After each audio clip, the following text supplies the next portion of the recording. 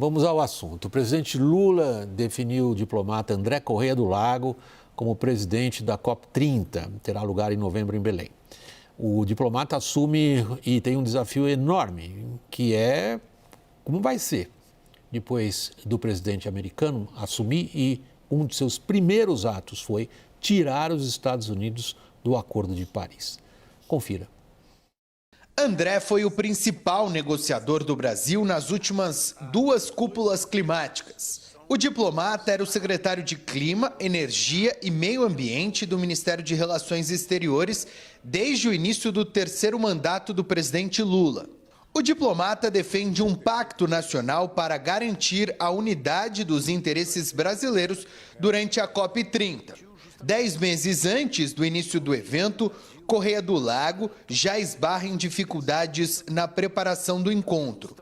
Uma das primeiras medidas de Donald Trump após tomar posse como presidente dos Estados Unidos foi retirar o país do Acordo de Paris, conforme já tinha feito no seu mandato anterior. A resolução, que completa 10 anos, busca limitar o aquecimento global abaixo ou em até 1,5 graus Celsius. Trump também decretou emergência energética nacional, buscando ampliar ainda mais a exploração de petróleo e gás fóssil do país. Mesmo antes da posse do republicano, os americanos já eram os maiores extratores desses combustíveis fósseis no mundo. Com a cúpula do clima neste ano, a expectativa era de aprimorar e implementar as políticas para conter a geração de gases do efeito estufa. Agora, com o novo governo Trump, este planejamento está sob risco. Estamos todos ainda analisando as decisões do presidente Trump, mas não há a menor dúvida que terá um impacto significativo na preparação da COP e na maneira como nós vamos ter que lidar com o fato de que um país tão importante está se desligando desse processo. Mesmo assim, o objetivo do Brasil na COP é convencer os países presentes a integrar redes de financiamento climático global. A prioridade será garantir o andamento da nova meta coletiva qualificada, assinada durante a COP29 em Baku, no Azerbaijão. O programa prevê que nações desenvolvidas repassem recursos para países em desenvolvimento, buscando reduzir as emissões de gases poluentes. A previsão é de que fossem arrecadados 300 bilhões de dólares por ano até 2035. João Paulo Capobianco, é difícil a gente conseguir descrever o quanto que aconteceu é contrário ao que o Brasil até aqui vem postulando. Não é só a retirada dos Estados Unidos dos Acordos de Paris. Trump tem o primado da geopolítica. Toda a questão energética dele é vista sobre o prisma da segurança nacional. A ênfase nos combustíveis fósseis vem daí também. A retirada do Acordo de Paris também tem um componente, inclusive, de guerra cultural, que tem uma importância enorme para as forças políticas que o elegeram. E o Brasil assumiria um protagonismo numa questão essencial, que é a transição energética, e isso nos foi retirado agora. Como é que fica?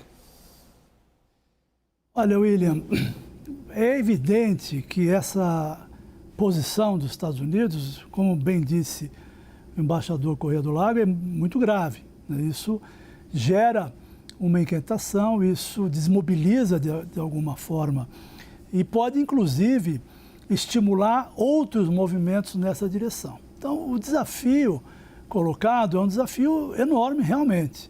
Mas, veja bem, é importante explicitar que esse não é um desafio do governo brasileiro. Esse é um desafio da Convenção de Mudança do Clima, é um desafio conjunto dos países que são signatários da Convenção, são 196 países. Os Estados Unidos é importantíssimo, mas ele não é o único país. E há muitas questões em jogo. Se nós olharmos, desde que nós iniciamos o processo de implementação da Convenção há 30 anos atrás, o que se avançou em todos os países no sentido de buscar soluções, implementar novas tecnologias, avançar com as energias renováveis. Tudo isso, há 30 anos atrás, era um sonho. Nós não tínhamos nenhuma expectativa de que nós poderíamos chegar agora, em 2025, com um volume tão expressivo de países adotando medidas consistentes, transferências de tecnologia significativa, implementação de energias renováveis em uma escala impensável. Quem imaginava que a China, por exemplo, ia fazer uma transição tão rápida e importante como ela tem feito? Então, é necessário olhar isso com atenção, é necessário buscar debater isso, colocando a gravidade necessária explicitamente, mas, por outro lado, é necessário entender que esse é um processo global em que o mundo já entrou nesse caminho. As empresas já entraram neste caminho.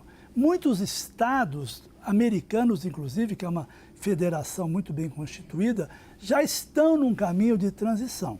Então, é um impacto grande, deve ser considerado, devemos trabalhar para minimizar o efeito disso, e aí o Brasil, sim, tem um papel importantíssimo no sentido de evitar que esse mau exemplo, porque isso é um péssimo exemplo, isso possa estimular outros a avançarem nessa direção, porém, há uma questão mais ampla em jogo e nós acreditamos que é possível avançar concretamente mesmo que esse novo obstáculo indesejável e não esperado esteja diante de nós.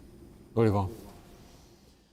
Capobianco, o governo brasileiro insiste, e é natural, é justificado, né, em ter essas transferências, né, chamado financiamento climático, né, que hoje é calculado a necessidade de $1 trilhão por ano dos países ricos para os países em desenvolvimento fazer frente às mudanças climáticas, mas não existe, né, muito um ambiente no mundo, nos Estados Unidos e até na Europa, para fazer essa escalada de 100 bilhões, né, para 1 trilhão.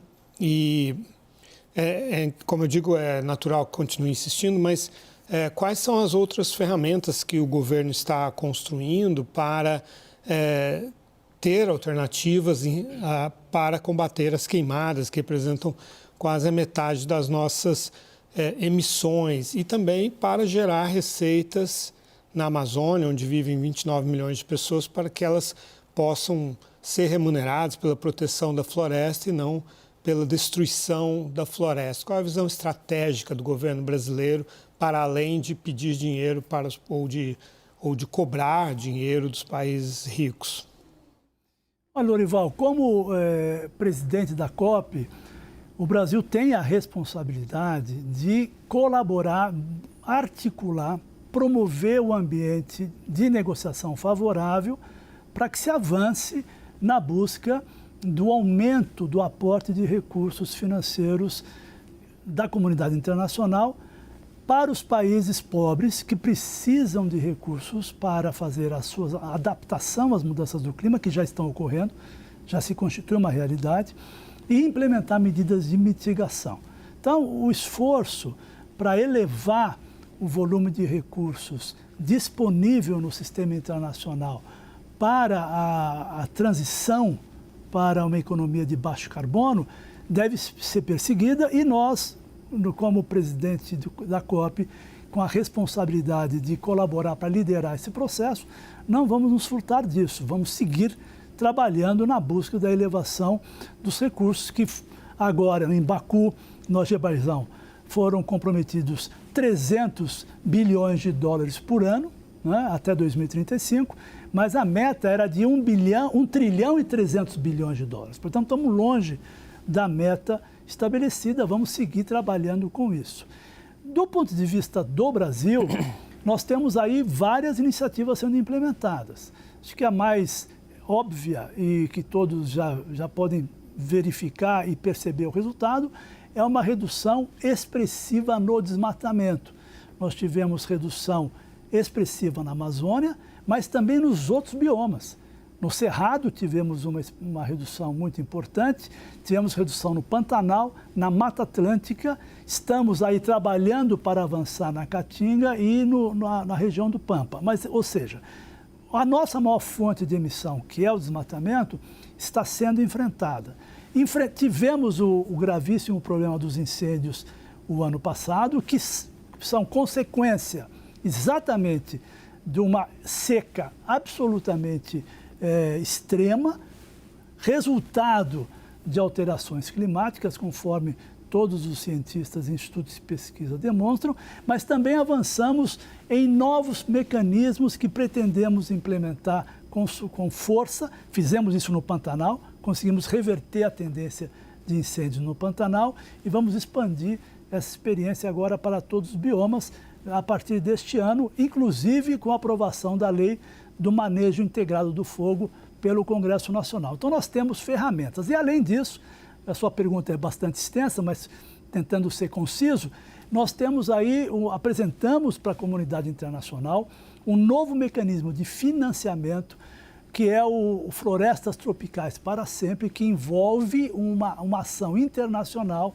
para remunerar as comunidades, os produtores rurais, os povos indígenas, todos aqueles que estão conservando efetivamente florestas na linha daquilo que você disse, ou seja, aquele que está prestando um serviço fundamental para o clima do planeta, para a conservação da água, para a conservação da biodiversidade, devem ser remunerados por isso, e para isso estamos aí avançando com esse novo mecanismo das florestas tropicais para sempre. Então, são várias frentes que o governo brasileiro está atuando, sem, evidentemente, deixar de lado aquilo que eu disse no início, que é o compromisso de colaborar para que a COP30 seja uma COP de mudança de paradigma. Qual é a mudança de paradigma? Pois, diga. Não, só para dar oportunidade para a Thaís também. Tá certo, só para concluir. A mudança de paradigma aqui, William, é basicamente o seguinte: nós negociamos durante 29 COPs, temos os instrumentos definidos, acordados, temos todos o planejamento definido. O que nós precisamos agora é ir para a ação. Essa tem que ser a COP da implementação, a COP da ação, tirar do papel todos os compromissos que já foram negociados nas COPs anteriores, e para isso o Brasil pode dar uma grande contribuição para a Convenção de Mudança do Clima. Thaís Herede. Oi, secretário, boa noite. Secretário, está acontecendo a reunião em Davos, do Fórum Econômico Mundial, que talvez seja a maior conferência do mundo, né, em 3 décadas.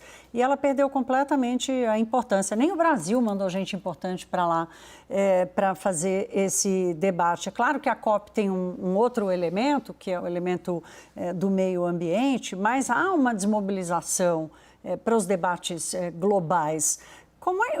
Por que a COP30 vai ser diferente e vai mobilizar mais do que o próprio Davos não conseguiu fazer? Olha, a COP30 não é uma COP de meio ambiente. A Convenção de Mudança do Clima é uma COP que envolve questões econômicas fundamentais. Aliás, é o que explica, inclusive, a visão, incoerente, né? De voltar atrás em ações que vinham sendo implementadas, por exemplo, nos Estados Unidos pelo governo anterior. Ou seja, nós tínhamos ali um conjunto de medidas econômicas de trabalhar no sentido de redirecionar a economia, inclusive com vantagens comparativas, no sentido de você ganhar eficiência, você reduzir custos de produção. Hoje, a energia renovável está sendo viabilizada a custos extremamente competitivos. Você tem iniciativas importantíssimas para o desenvolvimento de novas tecnologias, novas opções de negócio. Tem aí uma infinidade de ações no campo da economia, né, que são tratadas na Convenção do Clima. Ou seja, clima envolve uma transição no processo de produção econômica, envolve uma transição para o que nós chamamos da economia carbono neutro, que é um compromisso assumido por muitos países de chegar lá em 2050. Então, é a maior conferência das Nações Unidas. do ponto de vista em termos de anual, né? Ou seja, nós estaríamos reunindo aqui 196 países que são signatários de um acordo internacional, que tem responsabilidades em implementação de compromissos e que são necessariamente terão que participar dos debates no sentido de garantir que as suas perspectivas estejam sendo abordadas corretamente. Portanto, é de fato uma conferência que tem uma enorme atratividade em termos de participação, porque ela diz respeito a interesses importantíssimos, políticos, econômicos e sociais para todos os países membros da Convenção. Daniel, é a última pergunta, a gente tem no minutinho. Eu só queria trazer o assunto para uma realidade aqui nossa da política de Brasília, que é o efeito ali do que a gente teve em 2024, deve ter sido o pior ano para o Brasil em termos de mudanças climáticas e desastres que a gente vivenciou, inundações no Rio Grande do Sul, uma seca devastadora na Amazônia, em boa parte do Centro-Oeste, e no auge disso foi proposto que a gente tivesse um plano nacional de enfrentamento às mudanças climáticas, permitisse que 2.000 municípios do Brasil mais vulneráveis a essas mudanças, aos efeitos dessas mudanças climáticas, pudessem declarar emergência nesses casos e se criasse a autoridade climática. Não se avançou mais nesse assunto. Queria saber do secretário em que estágio estamos e comenta-se que a Casa Civil travou esse processo decisório. Foi a Casa Civil quem travou isso, secretário? Olha, você colocou duas questões que são perfeitamente integradas, você está correto no sentido de abordá-las de forma integrada, mas são questões diferentes. O Plano Clima, a Estratégia Nacional de Enfrentamento às Mudanças Climáticas, os planos setoriais de mitigação, que é redução de emissão, e de adaptação à mudança do clima, estão em andamento acelerado. Nós estamos realizando reuniões, consultas públicas, debates com todos os setores, porque a questão climática não é uma questão de governo. A questão do clima é uma questão da sociedade, do setor privado, da ciência, da academia, dos movimentos sociais, da sociedade civil e do governo. Então, você construir os planos setoriais de mitigação e adaptação exige uma grande mobilização e, para isso, o governo está altamente comprometido. Todo o governo atuando de forma muito integrada, inclusive com consultas públicas bastante amplas. O ano que vem, por exemplo, nós vamos ter a Conferência Nacional do Meio Ambiente, que já se iniciou, já há conferências sendo realizadas nos municípios, serão depois nos estados e finalmente em Brasília, no centro do poder ali, que são as conferências para tratar do assunto da emergência climática, ou seja, isso está sendo feito. A questão da autoridade nacional é um debate que está em curso, está sendo aprimorada a proposta que nós fizemos, o Ministério do Meio Ambiente e Mudança do Clima elaborou uma proposta, essa proposta foi discutida com o Ministério de Integração e Desenvolvimento Regional, que tem a competência de tratar com a Defesa Civil do enfrentamento ao desastre provocado pela alteração climática. Então fizemos esse entendimento, a proposta está concluída e estamos agora, nas próximas semanas, buscando tratar disso para o encaminhamento. A nossa expectativa é de que nós tenhamos uma decisão nas próximas semanas, rapidamente, para que a gente possa avançar com a proposta da criação da Autoridade Nacional de Emergência Climática, porque, de fato, isso é uma ferramenta que o Brasil precisa para planejar melhor a sua ação no enfrentamento do problema e para atuar preventivamente a crise climática.